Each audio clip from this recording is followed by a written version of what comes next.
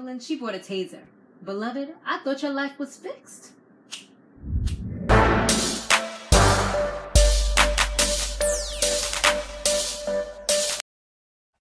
Hey, what's up? What's going on, everybody? You have now tuned in to my Basketball Wives recap. Guys, make sure you subscribe if you haven't yet done so and all that other good stuff. So let's do our shout outs real quick. Shout out to Macsha Alberson, who was like, I think Tami is trying to play both sides with Jacki and Evelyn. And I think that's true. And right now it more so seems like she's more of a friend to Tami. I feel like she's only, Tami, with Jacki. I feel like she's only friends with Evelyn because in order to be cool with Shaunie, she has to be friends with Evelyn. Like, that's how I kind of feel like in order to coexist or be around Shaunie, she knows that Shaunie's going to always be around Evelyn. So it just made sense for them to be cool, you know?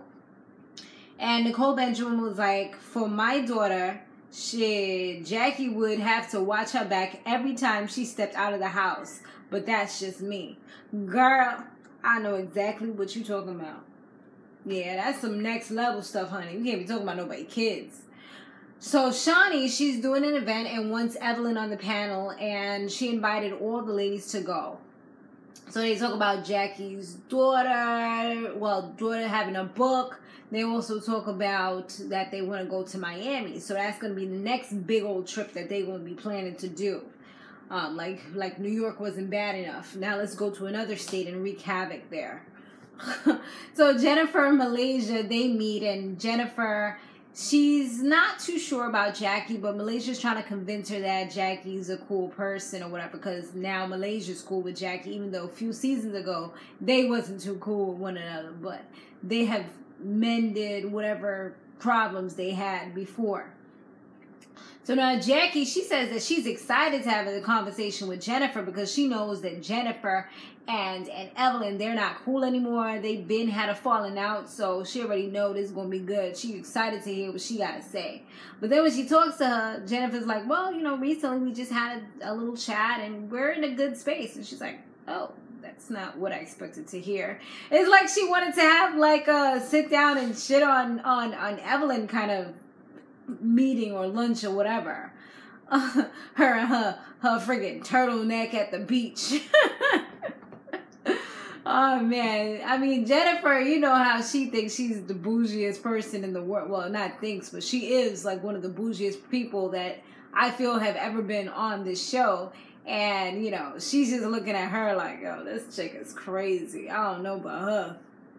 Reggie and Tami, they have a little bit of a discussion. And Tami really isn't sure right now if having a baby would be the right decision for her. She feels like, you know, she's got all these health issues. She's an older woman and she has had several miscarriages. And all these things can be detrimental, not detrimental, but it can definitely take a toll on your mental as well as your physical. And I remember I did see her on another show. I think it was a Wife Swap or House Swap, one of the two. And she did actually reveal that she had a mild stroke recently. So, you know, that on top of trying to carry a baby, that can definitely, even me, like I'm a younger person than her. She's almost 50, I think, or whatever she is. And, you know, me, because of my health issues, I'm thinking like, do I really want to go through something like that again? You know what I'm saying? Because it was really tough. And I'm still going through the effects of a miscarriage. So it's like, I don't think that that's something that I would really want to like just, I don't know. It's a lot to really contemplate and think about. So I definitely understand, you know, kind of like where she's coming from type of thing. She tells him maybe he should just freeze his eggs, and then 20 years from now, when she's most likely going to be dead, he can just go ahead and do his thing and have a baby. And he like, what? Like, I ain't trying to be mad old having no kids. And he's like, I don't think that's a good idea. I mean, he did say, he's pretty honest, you know, even though it kind of sounds effed up, at the end of the day, what he says is honest. And I think that's why she respects what he says, even though she knows she'll be hurt because they've grown so close, you know, they are really in this. It's like, he says that he knows that when he came in this, that it was possible that maybe she wouldn't want to have kids or maybe she wouldn't be able to have kids. So he kind of knows what he got himself into, but he's made it very clear on several occasions. I mean, right now it's sounding real nice, but on several occasions he made it very clear that he doesn't know what he would do because one of his biggest things is to have a child. So I don't know. I'm thinking that maybe they should do the whole surrogate thing, but I don't know if it's difficult to get the eggs or if the whole process is taking a toll on her as well. So, you know, but that's what I see would be probably the best option. I don't think that she should actually carry a child herself. But I don't know, honey. At least she, you know, she definitely, you can't say that she didn't try and she doesn't love him. You know what I mean? Like, she put her body on the line for him at the end of the day. So now Evelyn, she goes to a store to get a stun gun. Talking about if Jacki comes up to her, Jacki does anything, she about to stun gun that ass. And I'm just like, you talking about you from New York, you from the Bronx. Like, we don't use tasers. What you mad Hollywood? What you doing, girl? Like, you got all this talk. If you really want to fight her, just fight her. You know what I mean? Like, don't be talking about you want to stun gun somebody. That's mad whack. That ain't no New York style. We don't fight with weapons.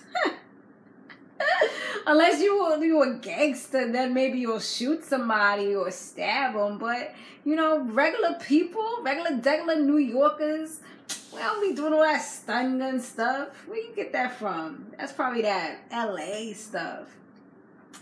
Shaunie, she has a beautiful setup for her women's, well, I don't even know if it was called women's empowerment, but whatever the hell the thing was called, it was empowering, okay? That luncheon that she had. Everybody was looking all nice and fancy, you know, all it was missing was like those little top hats. Like, that's what I felt like. If they had that, it would have felt like high tea or something, you know? They looked really nice, and except, we can't forget, Jacki came in there just looking like, whoa. Like, she just looked like she was going to a funeral. She's the one that had the hat on some suit. Like, she be doing the most. I mean, it was nice. It could have been acceptable or nice in certain situations, but she just looked so out of place. Like, everybody looked like they going for Easter Sunday, and you look like you going for somebody's funeral. You know what I mean? Like, that's a good comparison. So Jacki, she sees Evelyn over there. Jennifer tells Evelyn everything that she heard from Jacki. I'm like, why would you even say that? Because she said something about, oh, that Evelyn keeps on talking to her child, keeps on reaching out to her, tweeting her. She was like, what is she? I think that she's trying to F her. And I'm just like, she be saying the most odd things. And Evelyn, her and Tami was talking, and Tami's talking about, oh, she wants to get them to talk again. And Evelyn on the flip side is just like, are you serious? Like, is that the advice you would give to yourself if it was you? And we all know that Tami is a stubborn mother. You know, she is not the one to say, oh, I'm having an argument with somebody, let me go talk to them. Like, she doesn't even want to talk to Malaysia. She doesn't want to talk to Brandy. She doesn't want Brandy in her presence. You know what I mean? Because she feels like Brandy put stuff in Duffy's ear. You know, that's not even having a one-on-one argument with Brandy. That's because you feel like somebody else's argument was caused by somebody else. Like, it doesn't make sense to me. You know what I mean? And she's just, I don't know about her. Like, you do so, but you don't like so. You know, that's what we would say. Like, you do stuff to people, but you don't like it being done to you. And she goes over, talks to Jacki, and then Jacki starts crying at one point and says that she just wants to go over there and take Evelyn's life. And I'm just like, are you freaking crazy or kidding me? Like, girl, if you're not acting, then you are literally legit, like, on some next level crazy. Because I ain't never seen nobody act like that. Like, I don't think I could have the mental capacity to be somebody's friend who is so, like, up and down, like such a major roller coaster. So Evelyn was straight up lying on the panel, talking about that she don't get mad anymore. When people do stuff to her on social media, she doesn't get upset. She just lets it go by. But then she did throw a little shade and was like, unless you talk about her kid, then it's something else. Like, she ain't gonna let that rock. Like, because people be real disrespectful nowadays. And everybody knew she was talking about Miss Jacki. So they spoke about, like, others doing well, and how a lot of women, they tend to not show other women support and encouragement. And I have seen that, especially being that I'm a YouTuber. You know, not even just with this channel, because there has been a lot of people that have been supporting me. Like, shout out to my YouTube family, my YouTube cousin, Mike B, as well as the Ghetto View and Ashley Miller and For It's Rocks. Like, all those people are freaking amazing. There's a few others that it's just, they're awesome too, but they're not stuck in my head at the moment. But I know, I see their faces, you know what I mean? But yeah, but like on my other channel, I see that a lot, like in the beauty industry, where people just don't support you, or they'll support you until they get better than you, and then that's the last you'll see of them, you know? And that shit is messed up. It does kind of hurt your feelings sometimes, especially if, like me, I'm the kind of person, like, I'll ride for people, you know what I mean? I don't care if you're big or small, I'll ride for you. And, you know, a lot of times I don't see that in return. And it is kind of messed up. So, you know, Tami kind of mentioned that, and then she gave big ups to Jacki. She was just like, you know, that woman right there, she will always try to help a sister out. Like, she has liquor, she'll be like, yo, I'll bring this liquor. If you got clothes, she'll be like, yo, I'll help you promote, I'll help you do this, I'll help you do that. Like, she's always willing to help somebody to get to the next level. And, you know, that's really something that is a good characteristic of Jacki, I can say. You know, I've seen her attempt to help people quite a few times. You know, it also helps her as well, especially if it's like putting her liquor out there, sponsoring an event, and you know, it kind of helps her as well as it helps the other person. You know, that's what she tried to do with, I forget the girl name, I know who I'm talking about, that the one that she was, she looked like she was Hispanic, but she wasn't, I don't think. But y'all know who I'm talking about, right? Anyways, she ain't on the show anymore, obviously. So Jacki in Malaysia, they go to an Ethiopian restaurant and they eat some, you know, Ethiopian food or whatever. And they discuss the whole luncheon that went down. Malaysia, she was like that she didn't get an invite to Miami. But Jacki tells her that she's going to go. And she just says that she hates the fact that Jacki's going, and that sometimes when they see that she's alone, they try to like pick on her or whatever. And I'm like, I don't know about that. Like, I don't think that's how it goes down, you know, like, because Jacki can pretty much handle her own. And sometimes Jacki's the one that starts the stuff, you know? So I don't think that's really what happens. But if you want to go just to go, then just say you want to go, you know what I mean? Say you want to have some fun in the sun and have a little vacation. Hazel, she's having a little showcase, and she, you know, she looked all cute and everything. Shaunie takes a moment to speak to and kind of address Malaysia because she felt like there was bad energy in the room. So she invites Malaysia to Miami so that Jacki won't be alone. Jacki will have somebody to kind of cool out with, you know, and just kind of keep her level-headed and grounded.